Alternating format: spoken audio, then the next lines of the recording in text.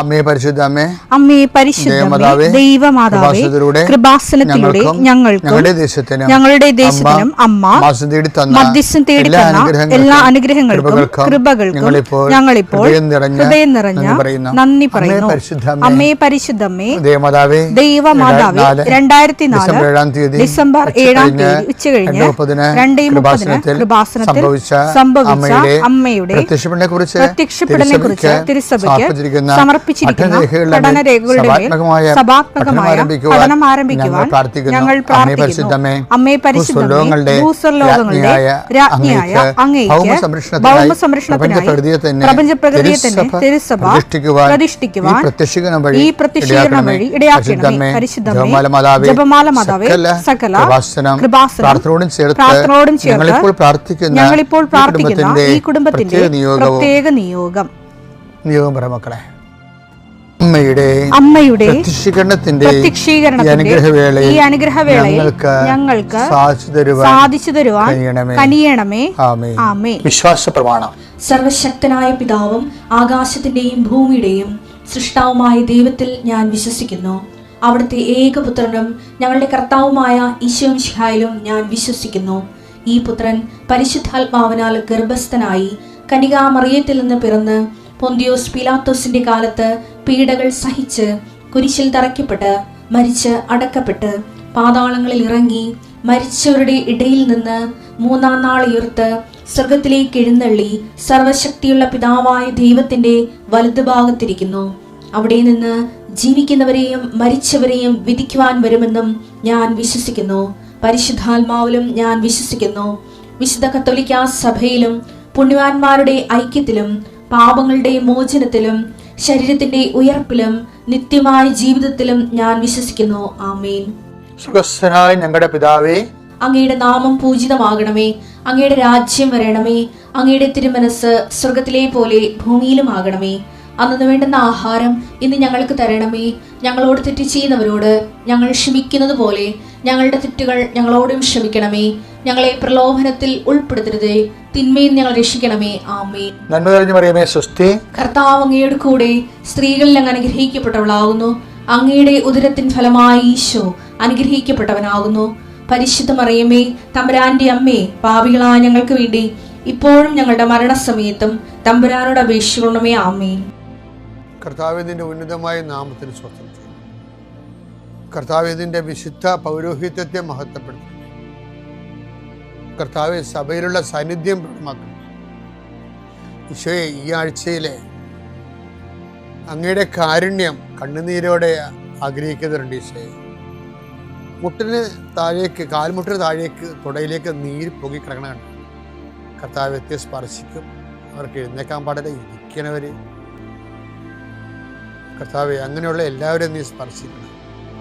പ്രാർത്ഥിക്കണമെന്നും പ്രാർത്ഥിച്ചത് സുഖപ്പെട്ടിട്ട് ജോലി ചെയ്യണമെന്ന് ആഗ്രഹിക്കുന്ന എല്ലാവരെയും നീ സ്പർശിക്കണേ കർത്താവെ.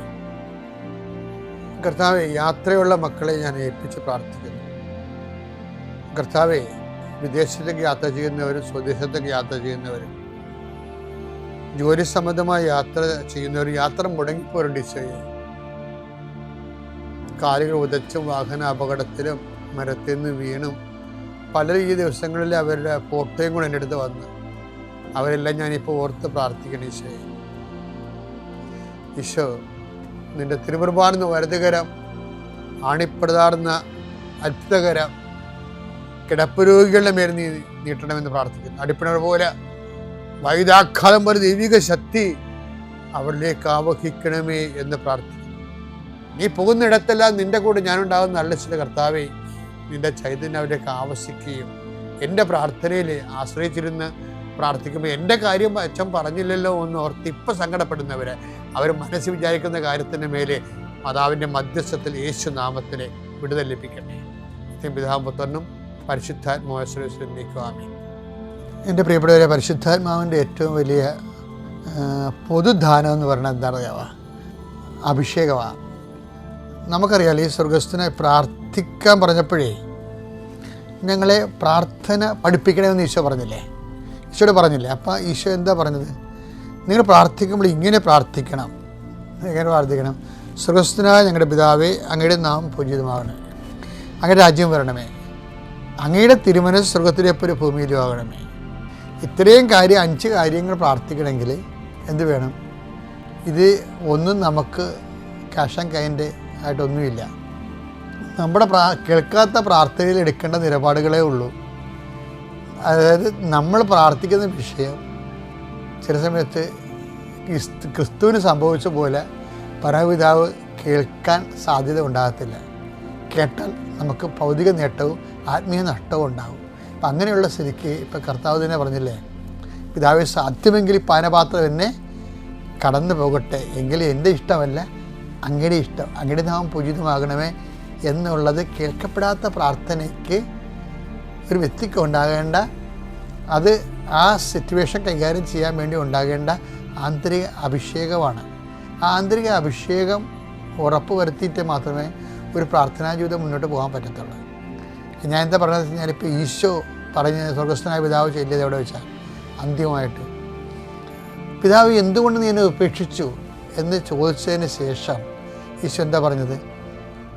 പിതാവെ അങ്ങേ കരങ്ങളിൽ എൻ്റെ ആത്മാവിനെ ഞാൻ സമർപ്പിക്കുന്നു എന്നതിൻ്റെ അർത്ഥം എന്താണ്? അത് തന്നെയാണ് അങ്ങയുടെ നാമം പൂജിതമാകണമേ, അങ്ങയുടെ രാജ്യം വരണമേ, അങ്ങയുടെ തിരുമനസ്സ് സ്വർഗ്ഗത്തിലെ പോലെ ഭൂമിയിലും ആകണമേ. അപ്പോൾ ഈ കേൾക്കപ്പെടാത്ത പ്രാർത്ഥന ഈശോ അക്സെപ്റ്റ് ചെയ്ത സമയത്ത് ചെയ്തുകൊണ്ട് ഈശോ എന്താ പറഞ്ഞത്? ഐ കമൺ മൈ സ്പിരിറ്റ് എന്നാണ് പറഞ്ഞത്. ഞാൻ എൻ്റെ ആത്മാവിനെ സമർപ്പിക്കുന്നു എന്നാണ് പറഞ്ഞത്, അല്ലേ? ഞാൻ എൻ്റെ ആത്മാവിനെ സമർപ്പിക്കുന്നു എന്നതിൻ്റെ സമാന്തരമാണ് അങ്ങയുടെ നാമം പൂജിതമാകണമേ, അങ്ങയുടെ രാജ്യം വരണമേ, അങ്ങയുടെ തിരുമനസ്സ് സ്വർഗ്ഗത്തിലെ പോലെ ഭൂമിയിലും ആകണമേ. അപ്പോൾ അത് കേൾക്കപ്പെടാത്ത പ്രാർത്ഥനയ്ക്ക് എടുക്കേണ്ട നിലപാടുകളാണ് സ്വർഗ്ഗസ്ഥനായ പിതാവിൻ്റെ ആദ്യ ആപ്ലിക്കേഷൻസിലുള്ളത്. അതുകൊണ്ടാണ് ഈശോയുടെ ആ സംതൃപ്തി എന്ന് പറയുന്നത് അഭിഷേക സ്നിഗ്ധമായ സംതൃപ്തിയാണ്. അതുകൊണ്ടാണ് ഈ ഐസയ പറയണതില്ലേ, 53:10 പ്രാർത്ഥനയ്ക്കുണ്ടാകുന്ന ആത്മസംതൃപ്തിയുടെ അഭിഷേകത്തെക്കുറിച്ച് പറയുന്നുണ്ട്. അവിടുന്നാണ് അവനെ ക്ലേശങ്ങൾക്ക് വിട്ടുകൊടുത്തത് പാപപരിഹാര ബലിയായി തന്നെ തന്നെ അർപ്പിക്കുമ്പോൾ അവൻ തന്റെ സന്തതി പരമ്പരയെ കാണുകയും ദീർഘായുസ് പ്രാപിക്കുകയും ചെയ്യും. കർത്താവിന്റെ ഹിതം അങ്ങയുടെ നാമം പൂജിതമാകണമേ, അങ്ങയുടെ രാജ്യം വരണമേ. കർത്താവിന്റെ ഹിതം അവനിലൂടെ നിറവേറുകയും ചെയ്യും. ഏശയ്യ 53:11 എന്താ പറയണേ? തന്റെ കഠിന വേദനയുടെ ഫലം കണ്ട് ഈ കേൾക്കപ്പെടാത്ത പ്രാർത്ഥനയിൽ നിന്ന് ലഭിക്കുന്ന വിശ്വാസ പ്രഖ്യാപനം, അങ്ങയുടെ കരങ്ങളെ എൻ്റെ ആത്മാവിനെ സമർപ്പിക്കുന്നു പറഞ്ഞുള്ള വിശ്വാസ പ്രഖ്യാപനം, അതിൻ്റെ ഫലം കണ്ട് അവർ സംതൃപ്തനാകും. കേൾക്കപ്പെടാത്ത പ്രാർത്ഥനയിൽ ഒരു സംതൃപ്തി ഉണ്ട്. അതിനാണ് അഭിഷേകം എന്ന് പറയുന്നത്. ഇപ്പം നമ്മൾ ആഹാരത്തിലൊന്നും അതിനുശേഷമേ അന്ന് വേണ്ട ആഹാരമൊക്കെ കിടക്കണത്. അപ്പം കേൾക്കപ്പെടാത്ത പ്രാർത്ഥനയിൽ ഉള്ളത് എന്താണ്? കേൾക്കപ്പെടാത്ത പ്രാർത്ഥനയുടെ അവസ്ഥയല്ല, അതിന് പകരം അഭിഷേകമാണ് ഉള്ളത് എന്ന് വെച്ച് കഴിഞ്ഞാൽ ആ പ്രാർത്ഥന മുഴുവനും പരിശുദ്ധാത്മാവ് നിറയാൻ വേണ്ടിയാണ് പ്രാർത്ഥിക്കുന്നത്.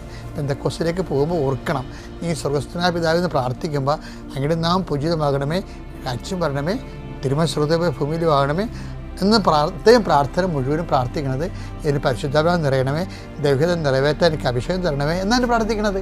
അപ്പോൾ പരിശുദ്ധാത്മാവിനെ സ്വീകരിക്കാൻ പറ്റിയ ഒരു കാലാവസ്ഥയും അന്തരീക്ഷവും രൂപപ്പെടുത്തി എടുക്കുന്നതിനാണ് സ്വർഗ്ഗസ്ഥനായ പിതാവിൻ്റെ ആദ്യ ഘടകങ്ങളിലെല്ലാം ആ പ്രാർത്ഥിക്കുമ്പോൾ ഓർക്കണം, ഇതിന് പരിശുദ്ധാത്മ നിറഞ്ഞിട്ട് അഭിഷേകത്തോടെ ഞാൻ ജീവിതത്തിൻ്റെ ഇല്ലായ്മകളെ ഉള്ളതുപോലെ കൈകാര്യം ചെയ്യാൻ വേണ്ടിയുള്ള അഭിഷേകത്തിനാണ്, ആത്മാവിൻ്റെ അഭിഷേകത്തിന് ഞാൻ പ്രാർത്ഥിക്കണമെന്ന് ഓർക്കണം.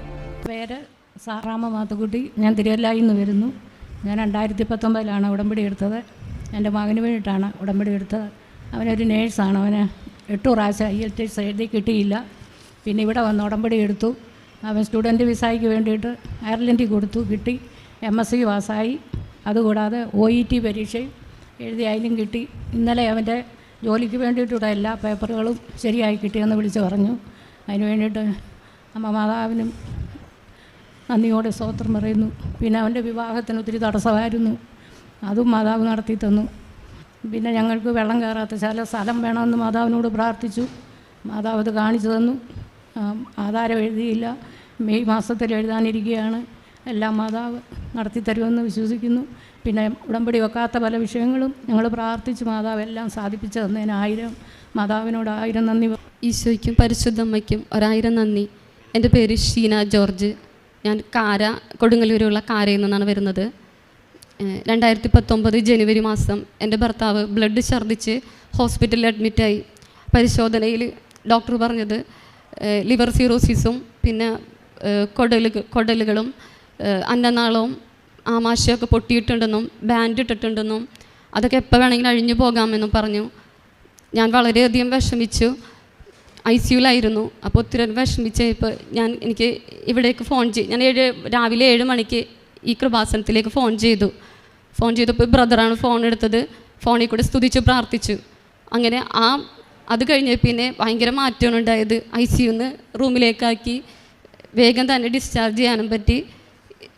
ഭയങ്കര വലിയ അനുഗ്രഹമാണ് അമ്മ എനിക്ക് തന്നത്. പിന്നെ എൻ്റെ മോൻ BCA പാസ്സാകാനുള്ള കൃപ കിട്ടി. പിന്നെ എൻ്റെ നാത്തുവിൻ്റെ മോന് ഒരു ജോലി തന്ന മാതാവ് അനുഗ്രഹിച്ചു. പിന്നെ എൻ്റെ ഭർത്താവിന് 24 വർഷത്തെ മദ്യപാനമാണ്. ഇന്നുവരെയും അതുണ്ടായിട്ടില്ല. പൂർണ്ണമായിട്ടും മാതാവ് എടുത്തു മാറ്റി. ഇത്രയും വലിയ അനുഗ്രഹം തന്ന ഈശോയ്ക്കും പരിശുദ്ധമ്മയ്ക്കും ഞാൻ 1000 നന്ദി പറയുന്നു. കൃപാസനാമ്മയ്ക്ക് 1000 കോടി നന്ദി. ഞാൻ 3 മാസമായുള്ളൂ ഉടമ്പടി എടുത്തിട്ട്. ഉടമ്പടി എടുത്ത് 2 ആഴ്ച കഴിഞ്ഞപ്പോഴത്തേക്ക് എൻ്റെ പേര് തോമസ് ടോം, സ്ഥലം കോട്ടയം ജില്ലയിലെ ആർപ്പുക്കര. അപ്പോൾ ഉടമ്പടി എടുത്ത് 2 ആഴ്ച കഴിഞ്ഞപ്പോൾ എനിക്കൊരു വലിയ ആക്സിഡൻ്റ് ഉണ്ടായി. ഞാൻ ബൈക്കിൽ പോയപ്പോൾ എൻ്റെ ബൈക്കിനെ ഒരു ലേഡി ആക്റ്റീവായി വന്ന് ക്രോസ് ചെയ്യുകയും അവരെ ഇടിച്ച് ഞാൻ ഈ ആകാശത്തോടി പറന്ന് അവരുടെ മേളിൽ കൂടി അങ്ങാപ്പുറ എന്ന് വീഴുകയും പെട്ടെന്ന് ഞാൻ ചാടി എഴുന്നേറ്റു. അമ്മയുടെ കാശുരൂപം എൻ്റെ പോക്കറ്റിൽ എപ്പോഴും ഉണ്ടായിരുന്നു. അപ്പോൾ ഞാൻ പെട്ടെന്ന് ചാടി എഴുന്നേറ്റു. നോക്കിയപ്പോൾ എനിക്ക് യാതൊരു കുഴപ്പമില്ല. ചെറുവിരലിൻ്റെ മാത്രം ഒരു ചെറിയ പൊട്ടൽ. ഞാൻ നോക്കിയപ്പോൾ ആ ലേഡി അനങ്ങാതെ അവിടെ തന്നെ കിടക്കുകയാണ്. ബോധം പോയി. പിന്നെ പെട്ടെന്ന് അവർ വെള്ളം തെളിച്ച് അവരെ എടുത്തുകൊണ്ട് പോയി. അമ്മയുടെ അനുഗ്രഹത്താൽ എനിക്കൊരു ചെറിയ പൊട്ടൽ മാത്രം, ചെറുവിരലിനൊരു പൊട്ടലല്ലാതെ മറ്റൊന്നും സംഭവിച്ചില്ല. അമ്മയ്ക്ക് 1000 കോടി നന്ദി രേഖപ്പെടുത്തുന്നു. അതുപോലെ തന്നെ എൻ്റെ സഹോദരങ്ങൾ, എൻ്റെ ഫാദർ മരിച്ചിട്ട് 10 കൊല്ലം കഴിഞ്ഞു. എൻ്റെ സഹോദരങ്ങളും ഞങ്ങളും ഒക്കെ ആയിട്ട് ഞങ്ങൾ 5 മക്കളാണ്. വീതം വൈ ഒന്നും നടക്കാതെ പരസ്പരം അങ്ങോട്ടും ഇങ്ങോട്ടും വളരെ പിണക്കത്തിൽ കഴിയുകയായിരുന്നു. ഞാൻ വന്ന് ഉടമ്പടി എടുത്ത് ഏതാനും നാളുകൾ കഴിഞ്ഞപ്പോൾ ഞങ്ങൾ തമ്മിൽ ഞങ്ങളുടെ ചെറുപ്പത്തിൽ എങ്ങനെയായിരുന്നോ അതേപോലെ സ്നേഹത്തിലാവുകയും ഞങ്ങളുടെ വീതം വൈ 5 മിനിറ്റ് കൊണ്ട് സാധിക്കുകയും ചെയ്തു. അമ്മയ്ക്ക് 1000 നന്ദി. അതുപോലെ എനിക്ക് 2 പെൺകുട്ടികളാണ്. അവർ ന്യൂസിലൻഡിൽ വർക്ക് ചെയ്യുന്നു. മൂത്തയാൾ അവിടെ ഹസ്ബൻഡും നേഴ്സുമാരാണ്. അവർ ഓസ്ട്രേലിയ പോകാൻ വേണ്ടിയിട്ട് ഫയൽ ചെയ്തിട്ട് 2 കൊല്ലം കഴിഞ്ഞു. ഇവിടെ വന്ന് ഉടമ്പടി എടുത്തതിന് ശേഷം ഇപ്പോൾ ഈ മാസം തന്നെ അവരുടെ ഓസ്ട്രേലിയക്ക് പോകാനുള്ള പേപ്പറുകളെല്ലാം റെഡിയായി. ആദ്യം തന്നെ ഓസ്ട്രേലിയക്ക് ആദ്യം ഒരെണ്ണം വന്നു. അത് നോക്കിയപ്പോഴത്തേക്ക് ഇപ്പോൾ ജോലി ചെയ്യുന്ന കഴിഞ്ഞും മെച്ചമില്ല, ഞാനത് വേണ്ടെന്ന് വെച്ചു. ഇപ്പോൾ വീണ്ടും അടുത്തത് വന്നിരിക്കുന്നു. ഇപ്പോൾ ജോലി ചെയ്യുന്ന കഴിഞ്ഞും ഒന്നുകൂടി നല്ല സാലറിയോടുകൂടി മാതാവിൻ്റെ അനുഗ്രഹത്താൽ കിട്ടി. മാതാവിന് 1000 നന്ദി. അതുപോലെ ഇനി അടുത്ത സാക്ഷ്യം പറയാൻ ഇനിയും വരാൻ സാധിക്കുമെന്ന് ഞാൻ പ്രതീക്ഷിക്കുന്നു. എൻ്റെ മോക്ക് ഇതുവരെ കുട്ടികളില്ല. 3 വർഷം കഴിഞ്ഞു വിവാഹം കഴിഞ്ഞിട്ട്. അപ്പോൾ മാതാവ് തീർച്ചയായിട്ടും ഡോക്ടേഴ്സ് പറഞ്ഞിരിക്കുന്ന കുട്ടികൾ ഉണ്ടാകാൻ ചാൻസ് കുറവെന്നാണ്. എന്നാലും എൻ്റെ മാതാവ് എനിക്ക് തരുമെന്ന് എനിക്ക് പൂർണ്ണ വിശ്വാസമുണ്ട്. എൻ്റെ പേർക്ക് നിങ്ങളും പ്രാർത്ഥിക്കണമെന്ന് ഞാൻ വിനീതമായി അപേക്ഷിക്കുന്നു. മാതാവിന് 1000 നന്ദി. സ്വസ്ത്രം. അമ്മ മാതാവിനും തിരുക്കുമാരനും 1000 നന്ദി. 2019 മെയ് മാസമാണ് ഞാനിവിടെ ഉടമ്പടി എടുക്കുവാൻ വേണ്ടി വരുന്നത്. വരാനുള്ളൊരു സാഹചര്യം എന്ന് വെച്ചാൽ ഞാൻ അതിനു മുമ്പും കൃപാസനത്തെക്കുറിച്ച് കേട്ടിട്ടുണ്ടെങ്കിലും വളരെ ഡീറ്റെയിൽ ആയിട്ട് അതിനെക്കുറിച്ച് പഠിച്ചിട്ടോ അറിയാൻ ശ്രമിച്ചിട്ടോ ഇല്ല. പക്ഷേ 2019 മെയ് മാസം എൻ്റെ മകനപ്പോൾ 2 വയസ്സായിട്ടില്ല. അപ്പോൾ എൻ്റെ കാലിലൊരു മുഴ പോലെ വരികയും, ഞങ്ങൾ ബാംഗ്ലൂരാണ്. അപ്പം അവിടെ ഡയഗ്നോസ് ചെയ്തപ്പം അതൊരു കുട്ടികൾക്കൊക്കെ വരുന്ന ഒരു RMS റബ്ഡോമയോസർക്കോമ എന്ന് പറയുന്നൊരു ക്യാൻസർ വകഭേദമാണ്. അത് വളരെ പെട്ടെന്ന് സ്പ്രെഡ് ചെയ്യാനും ജീവന് തന്നെ ഭീഷണിയാകുന്ന ഒരു തരത്തിലുള്ള ഒരു രോഗാവസ്ഥയാണെന്നും ഡോക്ടേഴ്സ് പറയുകയും അതുപ്രകാരമാണ് ഞാനിവിടെ ആദ്യമായിട്ട് ഉടമ്പടി എടുക്കാൻ വരുന്നത്. അതിനുശേഷം ഞങ്ങൾ കുറച്ച് ദിവസങ്ങൾ കഴിഞ്ഞപ്പോൾ മോനെയും കൊണ്ട് ഇവിടെ വരികയും അന്ന് ജോസഫ് അച്ഛനെ കാണാനുള്ളൊരു അവസരം ലഭിച്ചു. അപ്പോൾ അച്ഛൻ കൊച്ചിനെ ഇവിടുന്ന് കൂട്ടിക്കൊണ്ടുപോയി ഞങ്ങളെ ഈശോയുടെ കുരിശ് രൂപത്തിൽ തൊട്ടുകൊണ്ട് പറഞ്ഞു, ഈശോ പൂർണ്ണമായി സുഖപ്പെടുത്തും. അച്ഛൻ പറഞ്ഞതുപോലെ തന്നെ യാതൊരു തടസ്സങ്ങളോ ഒന്നും കൂടാതെ ആ ഒരു പറഞ്ഞ ആ കാലം കൊണ്ട് തന്നെ മറ്റു പ്രശ്നങ്ങളൊന്നുമില്ലാതെ ട്രീറ്റ്മെൻറ്റ് പൂർണ്ണമാക്കുകയും അത്ഭുതകരമായി മറ്റ് ഡോക്ടേഴ്സ് എല്ലാം പറഞ്ഞതിൽ നിന്ന് വിഭിന്നമായി അത്ഭുതകരമായി പൂർണ്ണമായ സൗഖ്യം ലഭിച്ചു. ഈ കാലയളവിൽ ഞങ്ങൾക്ക് ഏറ്റവും സഹായമായത് ഇവിടെ നിന്ന് ലഭിച്ച ഉടമ്പടി വസ്തുക്കളാണ്. അപ്പോൾ എപ്പോഴും കൊച്ചു എതിലെയൊക്കെ പോയിരുന്നു. ഇപ്പം ചെക്കപ്പിനാണെങ്കിലും ബ്ലഡ് ടെസ്റ്റിനാണെങ്കിലും കീമോയ്ക്കാണെങ്കിലും റേഡിയേഷനാണെങ്കിലും ഏതൊക്കെ ഹോസ്പിറ്റലിൽ എതിലെയൊക്കെ പോയിരുന്ന ആ സമയത്തൊക്കെ കാശ് രൂപം കൂടെ ഉണ്ടായിരുന്നു. അത് വലിയൊരു ശക്തിയായിരുന്നു. കൂടാതെ ഭക്ഷണമെല്ലാം എല്ലാ ഭക്ഷണത്തിലും ഉടമ്പടി വെഞ്ചരിച്ച് ഉപ്പ് ചേർത്താണ് പ്രിപ്പയർ ചെയ്തിരുന്നതും കൊച്ചിന് കൊടുത്തുകൊണ്ടിരുന്നത്. അപ്പോൾ അതൊക്കെ വളരെയധികം കൊച്ചിനെ ആ ഒരു കാലയളവിൽ കാത്തു സംരക്ഷിക്കാൻ ഒത്തിരി അനുഗ്രഹപ്രദമായി. രണ്ടാമത് ഉടമ്പടി നിയമമായി വെച്ചത് എൻ്റെ ബ്രദറിൻലോ. അവന് ജോലിയിൽ ഒരുപാട് തടസ്സങ്ങളും കാര്യമായിട്ട് കുറേ വർഷങ്ങളായിട്ട് ജോലിയൊക്കെ ഇല്ലാതെ ബുദ്ധിമുട്ടിയിരിക്കുകയായിരുന്നു. അപ്പോൾ ഇവിടെ വരുവാനും അച്ഛനെ കണ്ട് പ്രാർത്ഥിക്കാനും ഇതുപോലെ ഒരു അവസരം ലഭിച്ചു. ആ അച്ഛനെ കണ്ടതിൻ്റെ കറക്റ്റ് ഒരാഴ്ച കഴിഞ്ഞപ്പോൾ ഒരു ജോലിയിൽ പ്രവേശിക്കാൻ കഴിഞ്ഞു. ആ ജോലി ഇപ്പോഴും കണ്ടിന്യൂ ചെയ്തുകൊണ്ടിരിക്കുന്നു. മൂന്നാമതായിട്ട് ഈ ഒരു കാലയളവിൽ ഈ അസുഖം രോഗാവസ്ഥയിലൂടെയും കോവിഡിൻ്റെ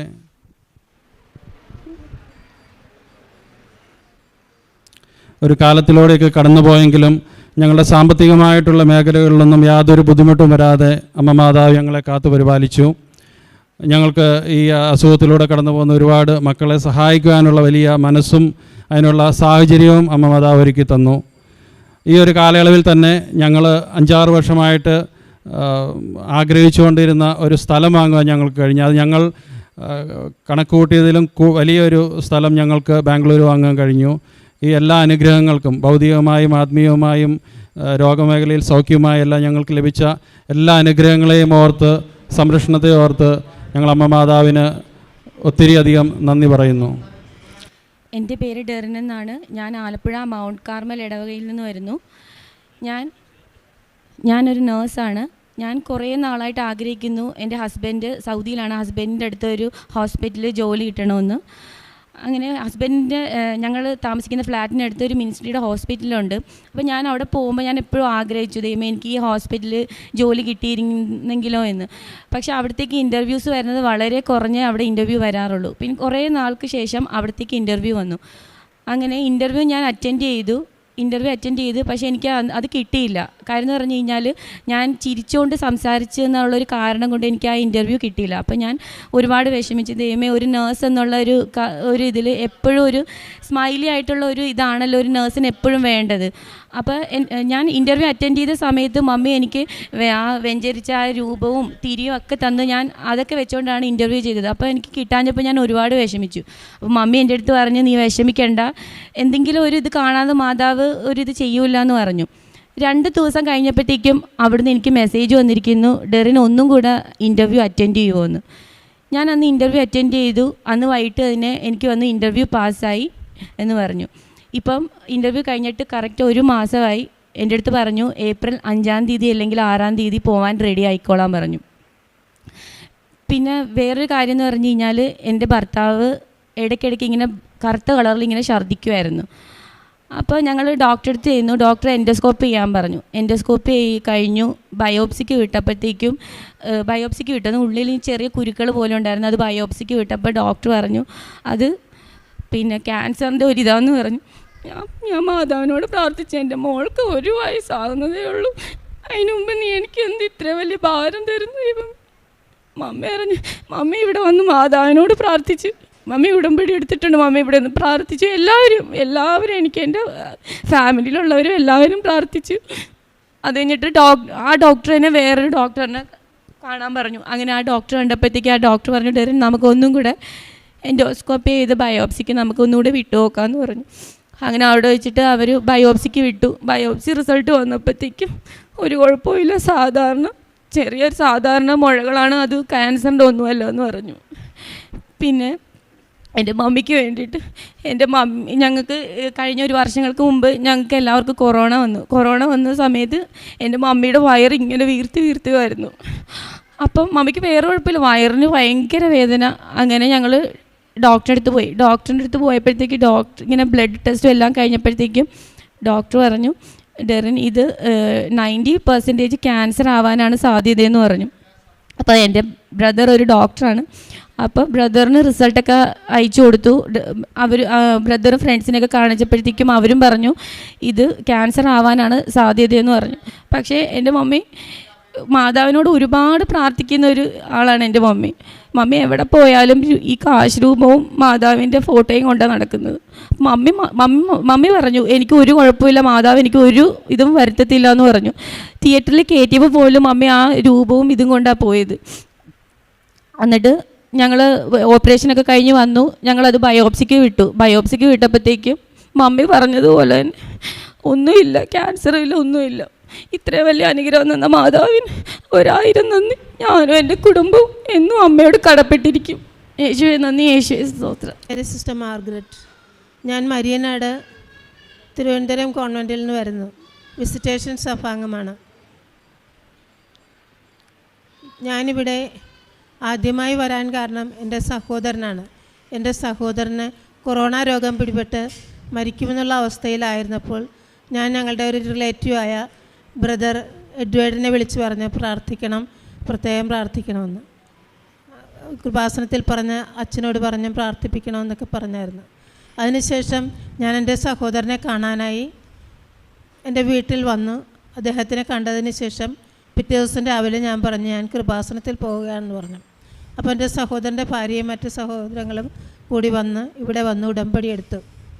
എൻ്റെ ഉടമ്പടിയിലെ ആദ്യത്തെ കാര്യം എൻ്റെ സഹോദരന് വേണ്ടിയുള്ള പൂർണ്ണ സൗഖ്യത്തിന് വേണ്ടിയുള്ളതായിരുന്നു. അത് അമ്മ മാതാവും ഈശോയും എനിക്ക് സാധിച്ചു തന്നു. ഇന്ന് പൂർണ്ണമായി അദ്ദേഹം സുഖത്തിലിരിക്കുന്നു. രണ്ടാമത്തെ സാക്ഷ്യം, എൻ്റെ സഹോദരൻ്റെ മകൾക്ക് ഗൾഫിൽ ജോലി ചെയ്യുന്ന എൻ്റെ സഹോദരൻ്റെ മകൾ, അവൾക്ക് 10-20 വർഷമായി അവിടെ ജോലി ചെയ്യാൻ തുടങ്ങിയിട്ടെങ്കിലും ഇപ്പോൾ അവരുടെ ആശുപത്രിയിൽ പുതിയ നിയമം വന്നു. BSc നഴ്സിംഗ് കുട്ടികളെ മാത്രമേ എടുക്കുകയുള്ളൂ, ബാക്കിയുള്ളവർ തിരിച്ചു പോകണമെന്ന്. അങ്ങനെ അവൾ എന്നെ വിളിച്ചു പറഞ്ഞതിൻ്റെ ഫലമായി ഞാൻ ആ കാര്യവും നിയോഗത്തിൽ വെച്ചിരുന്നു. ഞാൻ ഇവിടെ വന്ന് ഉടമ്പടി എടുത്ത് ഒരു മാസം ആകുന്നതിന് മുൻപ് തന്നെ അവൾ വിളിച്ചു പറഞ്ഞു ആൻറ്റി എനിക്ക് 6 മാസത്തേക്ക് കൂടി നീട്ടിക്കിട്ടിയെന്ന്. അങ്ങനെ കഴിയുകയായിരുന്നു. ആ 6 മാസം ഈ ജൂലൈ 8-നോ 10-നോ തീരും. അപ്പോൾ അതിനുശേഷം വീണ്ടും അവൾ വിളിച്ചു പറഞ്ഞു. അപ്പോൾ ഇതിനിടയ്ക്ക് അവൾ BSc നഴ്സിങ്ങിന് പ്രൈവറ്റായി ചേർന്നിരുന്നു. വീണ്ടും ആ ഹോസ്പിറ്റൽ അധികാരികൾ വിളിച്ചു പറഞ്ഞു അവളെ വീണ്ടും ഹോസ്പിറ്റലിലേക്ക് തന്നെ തിരിച്ചെടുത്തതായിട്ട്. അങ്ങനെ ആ ഒരു കാര്യവും അമ്മ മാതാവും ഈശോയും എനിക്ക് സാധിച്ചു തന്നു. അമ്മയ്ക്കും ഈശോയ്ക്കും 1000 നന്ദി. മൂന്നാമത്തെ കാര്യമായി ഞാൻ വച്ചിരുന്നത് എൻ്റെ സഹോദരൻ്റെ പേരക്കുട്ടി. അവൻ SSLC പരീക്ഷ ഇന്ന് എഴുതാൻ തുടങ്ങുകയാണ്. അവന് ഒരു വിധത്തിലുള്ള ബുദ്ധിമുട്ടുകളും ഉണ്ടാകാതിരിക്കണമെന്നും പറഞ്ഞ് ഞാൻ വെച്ചിരുന്നു. അതിൻ്റെ സാക്ഷ്യം നമുക്ക് പിന്നാലെ കേൾക്കാം. വീണ്ടും ഞാൻ എൻ്റെ സഹോദരൻ്റെ വേറൊരു മരുമകൾക്ക് വേണ്ടി, അതായത് കല്യാണം കഴിഞ്ഞിട്ട് 4 വർഷം കഴിഞ്ഞിട്ടും കുട്ടികളില്ലായിരുന്നു. ഈ കഴിഞ്ഞിടയ്ക്ക് ഞാൻ ഒരു പ്രയറിന് വേണ്ടി കുന്നുമ്മൽ മഠത്തിൽ പോയപ്പോൾ ഞാൻ അമ്മയോട് പറഞ്ഞു, അമ്മ ഞാൻ ഒക്ടോബർ 4-ാം തീയതിയാണ് വന്ന് ഉടമ്പടി എടുത്തത്. പക്ഷേ എനിക്ക് ഉടമ്പടി പുതുക്കാനൊന്നും സാധിച്ചിട്ടില്ല, വരാനുള്ള സാഹചര്യമില്ലായിരുന്നു. പക്ഷേ ഇവിടുത്തെ പ്രയർ തീർന്ന് ഞാൻ പോകുന്നതിന് മുൻപ് അമ്മ എനിക്ക് എന്തെങ്കിലും ഒരു അടയാളം തരണം. ഞാൻ ഇവിടെ രാവിലെ പ്രയറിനായിട്ട് വരും, അത് ഇവിടെ വെച്ച് തന്നെ എനിക്ക് അറിഞ്ഞേ എനിക്ക് പോകാൻ പറ്റുള്ളൂ എന്ന് പറഞ്ഞു. അമ്മയ്ക്ക് അടയാളം തരണമെന്ന് പറഞ്ഞു. പക്ഷേ എനിക്ക് അവിടെ പ്രയർ പൂർണ്ണമാക്കാൻ സാധിച്ചില്ല. തിരുവനന്തപുരത്തുള്ള എൻ്റെ കോൺവെൻറ്റിൽ നിന്നും ഞാൻ വേഗം തിരിച്ചങ്ങോട്ട് ചെല്ലണമെന്ന് വിളിച്ചു പറഞ്ഞതിൻ്റെ പ്രകാരം ഞാൻ ഡിസംബർ 30-ാം തീയതി തിരിച്ച് തിരുവനന്തപുരത്തേക്ക് പോയി. ഞാൻ പറഞ്ഞത് ജാനുവരി 8-ന് മുൻപ് എനിക്ക് അടയാളം തരണമെന്നായിരുന്നു. പക്ഷേ ഞാൻ തിരിച്ചു പോയി. ജാനുവരി 8 ആയപ്പോൾ അന്ന് ഞങ്ങൾക്ക് 3 മണിക്കൂർ നേരത്തെ ആരാധന എല്ലാ ദിവസവും 3 മണിക്കുണ്ട്. ആ ആരാധനയ്ക്ക് ബെല്ലടിച്ചപ്പോൾ ഞാൻ പ്രാർത്ഥിക്കാനായിട്ട് ചാപ്പലിൽ കയറിയ ഉടനെ എൻ്റെ ഫോൺ അടിച്ച് ഞാൻ എടുത്തപ്പോൾ എൻ്റെ ചേച്ചി വിളിച്ചു പറഞ്ഞു ആ മകൾക്ക്, ജോസി മോളെന്നാണ് അവളുടെ പേര്, ആ മകൾക്ക് ഒരു കുഞ്ഞിനെ ലഭിക്കും, അതിനുള്ള റിസൾട്ട് പോസിറ്റീവ് ആയെന്ന് പറഞ്ഞു. അങ്ങനെ ദൈവമാതാവിനും ഈശോയ്ക്കും 1000 നന്ദി. ഇതുകൂടാതെ എനിക്ക് വ്യക്തിപരമായ ഒത്തിരിയേറെ അനുഗ്രഹങ്ങൾ മാതാവ് സാധിച്ചു തന്നിട്ടുണ്ട്. ഞാൻ എന്ത് പ്രാർത്ഥിച്ചാലും മാതാവ് എനിക്ക് സാധിച്ചു തരാറുണ്ട്. പക്ഷേ എന്നാലും കൊന്ത ചൊല്ലുമ്പോഴൊക്കെ വേണ്ടതായ ഭക്തിയും തീഷ്ണതയും ഇല്ലാതെയൊക്കെ ഞാൻ കൊന്ത ചൊല്ലുകയും ഒത്തിരി കൊന്തയൊന്നും ചൊല്ലുന്ന ഒരു സ്വഭാവവും എനിക്കില്ലായിരുന്നു. പക്ഷേ ഇവിടെ വന്ന് ഉടമ്പടി എടുത്തതിൻ്റെ ഫലമായി കൂടുതൽ സമയം കൊന്ത ചൊല്ലാനും പ്രാർത്ഥിക്കാനും വചനവായനയിലും തീഷ്ണതയോടുകൂടി പ്രാർത്ഥിക്കാനും ഒക്കെ സാധിച്ചു. ഈശോയും മാതാവും എപ്പോഴും നമ്മളുടെ എല്ലാ കാര്യത്തിലും നമ്മളോട് കൂടെ ഉണ്ടെന്നുള്ള ഒരു അനുഭവത്തിലൂടെയാണ് ഞാനിപ്പോൾ കടന്നു പോകുന്നത്. എല്ലാത്തിനും ദൈവത്തിനും ഈശോയ്ക്കും ദൈവമാതാവിനും 1000 നന്ദി. എൻ്റെ പേര് റോസ്ലി മാത്യു. ഞങ്ങൾ 2016 ഒരു വീട് വാങ്ങിക്കാൻ വേണ്ടി 10 ലക്ഷം രൂപ അഡ്വാൻസ് കൊടുത്തിരുന്നു. അത് കൊടുത്ത ഒരാഴ്ചക്കുള്ളിൽ നോട്ട് നിരോധനം വന്നു. തുടർന്ന് ആ വീട് വാങ്ങിക്കാൻ സാധിക്കാതെ പോയി. ഞങ്ങൾക്ക് വീട് വാങ്ങിക്കാൻ പറ്റില്ല എന്ന് അതിൻ്റെ ഓണറുടെ അടുത്ത് പറഞ്ഞു. പൈസ തിരിച്ച് കിട്ടുമെന്ന് ചോദിച്ചപ്പോൾ അങ്ങോട്ട് പറഞ്ഞു, ഞാൻ ആ പൈസ വേറെ സ്ഥലത്ത് ഇൻവെസ്റ്റ് ചെയ്തു, എനിക്കത് ഒരു കാരണവശാലും നിങ്ങളുടെ കാശ് തിരിച്ച് തരാൻ പറ്റില്ല എന്ന് പറഞ്ഞു.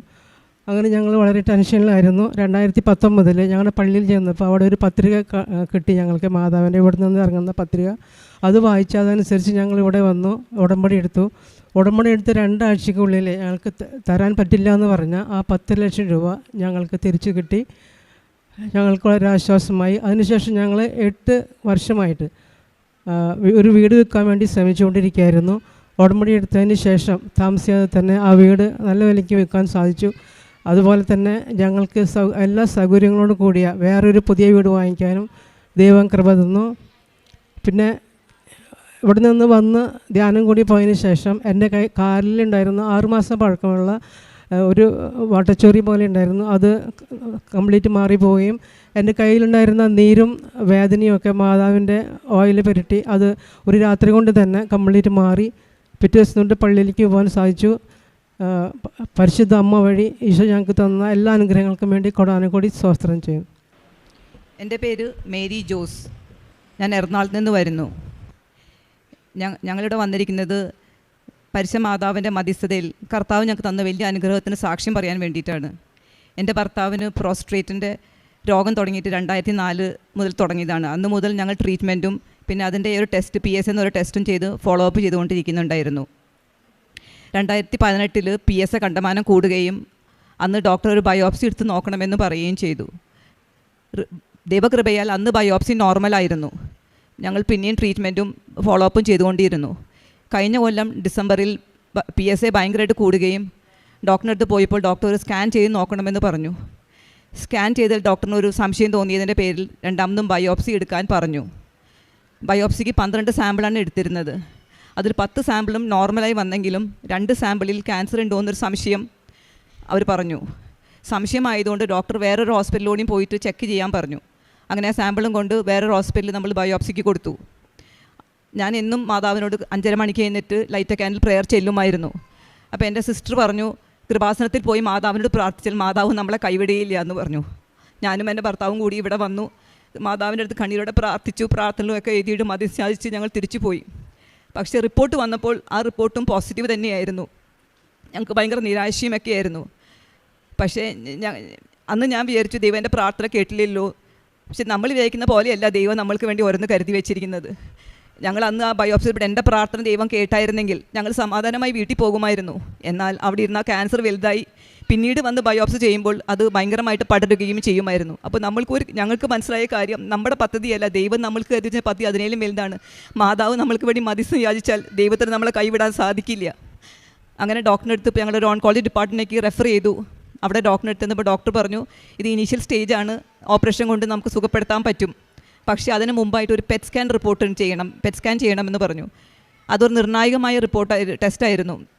ആ ടെസ്റ്റ് ചെയ്തപ്പോൾ ഞങ്ങൾ അന്ന് കണ്ണീരോടെ പ്രാർത്ഥിച്ചു. കാരണം 3-4 ദിവസം പിടിക്കുമായിരുന്നു റിപ്പോർട്ട് വരാനായിട്ട്. മാതാവിൻ്റെ അടുത്ത് കണ്ണീരോടെ പ്രാർത്ഥിക്കുമായിരുന്നു. ഞങ്ങൾ കൃപാസനത്തിൽ വന്നു പോയതിന് ശേഷം എല്ലാ ദിവസവും എൻ്റെ ഭർത്താവും എൻ്റെ കൂടെ എഴുന്നേറ്റ് 5:30 ലൈറ്റ് ക്യാൻഡിൽ പ്രെയർ കൂടുമായിരുന്നു. ഞങ്ങൾ കണ്ണീരോട് മാതാവിനോട് പ്രാർത്ഥിച്ചതിൻ്റെ ഫലമായി ആ പെറ്റ് സ്കാൻ റിപ്പോർട്ട് കുഴപ്പമില്ല, വേറെ എങ്ങും പടർന്നിട്ടില്ല എന്നുള്ള നല്ല വാർത്ത ഞങ്ങൾക്ക് കിട്ടി. ഡോക്ടർ പറഞ്ഞു ഒരു ഓപ്പറേഷൻ ചെയ്താൽ മാത്രം മതി, എല്ലാം ശരിയാകുമെന്ന് പറഞ്ഞു. അങ്ങനെ ഓപ്പറേഷൻ ഡേറ്റ് എല്ലാം തീരുമാനിച്ചു. അതിനിടയിൽ പല തടസ്സങ്ങളൊക്കെ വന്നു, കൊറോണ വരികയും അങ്ങനെ പല പ്രശ്നങ്ങളൊക്കെ ഉണ്ട്. അതിനെല്ലാം മാതാവ് ഞങ്ങളുടെ കൂടെ നിന്ന് ഞങ്ങളെ സഹായിച്ചു. ഇതിനിടെ ഞങ്ങളുടെ മക്കൾ പുറത്താണ്. ഈ സമയത്ത് മാതാവ് ഞങ്ങൾക്ക് അങ്ങനെ ഒരു അനുഗ്രഹം കൊടുത്താൽ ഞങ്ങളുടെ മക്കൾക്ക് നാട്ടിൽ വന്ന് വരാനും ഞങ്ങളുടെ കൂടെ ഉണ്ടാകുവാനും ഈ വിഷമഘട്ടത്തിൽ എൻ്റെ രണ്ടാമത്തെ മകൾക്ക് വീട്ടിൽ നിന്ന് ജോലി ചെയ്യാൻ അനുവാദവും കൊടുക്കുകയും ചെയ്തു. അപ്പോൾ ഞങ്ങൾക്ക് മാതാവ് ആ ചെയ്ത അനുഗ്രഹവും ഭയങ്കര വലുതായിരുന്നു. അങ്ങനെ ഓപ്പറേഷൻ എല്ലാം കഴിഞ്ഞു. ഞങ്ങൾ അന്ന് വിശ്വസിച്ചിരുന്നത് മാതാവ് ആ ഓപ്പറേഷൻ തിയേറ്ററിൽ ഉണ്ടാവും, ദൈവമാണ് ഓപ്പറേഷൻ ചെയ്യുന്നത്, കർത്താവ് അതിൻ്റെ ഡോക്ടർ ഒരു ഇൻസ്ട്രുമെൻറ്റ് മാത്രമാണ്. അങ്ങനെ മാതാവും ദൈവം കൂടി എല്ലാ ക്യാൻസർ സെൽസും ബോഡിയിൽ നിന്ന് എടുത്തു കളഞ്ഞു. ഓപ്പറേഷൻ ഒരു നീണ്ട ഓപ്പറേഷൻ 6-7 മണിക്കൂറുണ്ടായിരുന്നു ഓപ്പറേഷൻ. അതിന് റൂമിൽ കൊണ്ടുവന്ന് പിറ്റേ ദിവസം ഡോക്ടർ പറഞ്ഞു കുഴപ്പമില്ല, എല്ലാം നന്നായി ചെയ്തിട്ടുണ്ട്, ആ എടുത്ത ഗ്ലാൻഡ് ബയോപ്സിക്ക് അയക്കും എന്ന് പറഞ്ഞു. അത് നോർമലായി വരണം, എങ്കിൽ മാത്രമേ കംപ്ലീറ്റ് ആയി എന്ന് പറയാൻ പറ്റുള്ളൂ. അങ്ങനെ ട്യൂബെല്ലാം ഇട്ട് ഞങ്ങൾ വീട്ടിലേക്ക് പോയി. 10 ദിവസം കഴിഞ്ഞാൽ റിപ്പോർട്ടും വരികയുള്ളൂ. അപ്പോൾ വന്ന് ട്യൂബ് മാറ്റണമെന്നും ഞങ്ങൾ പറഞ്ഞിട്ടുണ്ടായിരുന്നു. ഞങ്ങൾ വീട്ടിൽ പോയി ഈ ദിവസങ്ങളെല്ലാം മാതാവിനോട് കരഞ്ഞപേക്ഷിച്ച് പ്രാർത്ഥിക്കുമായിരുന്നു ആ റിപ്പോർട്ട് നോർമലാക്കി തരണമേന്ന്. അങ്ങനെ ചെന്ന് റിപ്പോർട്ട് വന്നപ്പോൾ അത് നോർമലായിരുന്നു. 1 മാസം കഴിഞ്ഞ് PSA കൗണ്ട് 0.01 താഴെ വരണമെന്ന് പറഞ്ഞു. അതും റിപ്പോർട്ടും 0.05 ആക്കി മാതാവ് കുറച്ചു. ഇതിനർത്ഥം നമ്മൾ കരഞ്ഞ അപേക്ഷിച്ചാൽ ഒരു അമ്മയ്ക്ക് മക്കളുടെ കണ്ണീര് കാണാൻ സാധിക്കില്ല. നമ്മുടെ അമ്മ നമ്മൾ ഒരിക്കലും കൈവിടില്ല. തടസ്സങ്ങളും സഹനങ്ങളും തന്നാലും മാതാവിനോട് കണ്ണീരോട് അപേക്ഷിച്ചാൽ മാതാവ് നമ്മളെ കൈവിടുകയില്ല. ഈ അത്ഭുതം മൂലം ഞങ്ങളുടെ കുടുംബത്തിലുള്ള പലർക്കും മാതാവിനോട് കൂടുതൽ അടുപ്പമാവാനും പല ആൾക്കാരും കൃപാസനിൽ പ്രയർ ഇവിടെ വന്നു പ്രാർത്ഥിക്കാനും ഒക്കെ ഇടയേണ്ടിയിട്ടുണ്ട്. ഞങ്ങളുടെ ഈ സാക്ഷ്യം, ഈ ഓപ്പറേഷൻ വേറൊരു അത്ഭുതം ദൈവം ചെയ്തു തന്നത്, ഈ ഓപ്പറേഷൻ ചെയ്യുന്ന എല്ലാവർക്കും യൂറിൻ ഹോൾഡ് ചെയ്യാൻ ഭയങ്കര ബുദ്ധിമുട്ടാവുന്ന ഡോക്ടർ പറഞ്ഞു. ഞങ്ങൾ പാമ്പറെല്ലാം മേടിച്ചിട്ടാണ് പോയിരുന്നത്. പക്ഷേ ദൈവകൃപ കൊണ്ട് ഒരു ദിവസം പോലും ആ പാമ്പർ ഉപയോഗിക്കേണ്ട ആവശ്യം എൻ്റെ ഭർത്താവിന് വന്നാൽ ദൈവം തന്ന ഈ വലിയ അനുഗ്രഹത്തിനും പരിശുദ്ധ അമ്മ ഞങ്ങളെ കാത്തതിനും 100,000 കോടി നന്ദി പ്രകാശിപ്പിക്കുന്നു. ഇനിയും അമ്മ ഞങ്ങളുടെ കൂടെ ഉണ്ടാകുമെന്ന് ഉറച്ചു വിശ്വസിക്കുന്നു. യേശുവേ നന്ദി, യേശുവേ സ്തുതി, യേശുവേ സ്തോത്രം.